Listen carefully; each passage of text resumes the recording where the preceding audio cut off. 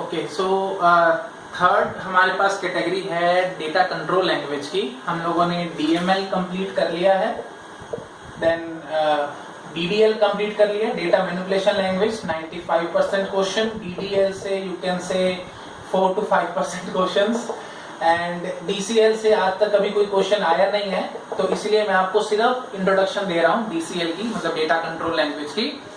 और इसमें हमारे पास सिर्फ दो ही कमांड होते हैं, ग्रांट और एक रिवोक। नाम से समझ में आ रहा होगा, ग्रांट का मतलब क्या होगा, हम परमिशन दे रहे हैं, और रिवोक का मतलब क्या होगा, हम परमिशन वापस ले रहे हैं। तो कौन दे रहा है और कौन ले रहा है, ऑब्वियसली DBA ले रहा होगा, डेटा बेस एडमिनिस्ट्रेटर, कुछ का परमिशन किसी को दे देगा और किसी से परमिशन वापस ले भी लेगा, ठीक है। और भी ऑप्शंस होते हैं इसमें, with grant option and so on, but मैं बहुत ज्यादा डिटेल में इसमें नहीं जा रहा क्योंकि इतना नीड नहीं है हमारे वो गेट के लिए। अगर नीड होती तो मैं इसकी और भी डिटेल दिखा सकता था। आप चाहते हैं तो आप कोर्स की बुक में से पढ़ सकते हैं, ये टॉपिक बहुत ज्यादा अच्छा और डिटेल में दिया हुआ है, बट मैं सजेस्ट करूंगा कि आप इसको नहीं पढ़ें क्योंकि गेट के लिए फिलहाल जरूरत नहीं है, इसकी क्वेश्चन आई भी नहीं है, तो इसलिए हमें ज्यादा जरूरत नहीं है। थोड़ा सा मैं इंट्रोडक्शन आपको देता हूँ।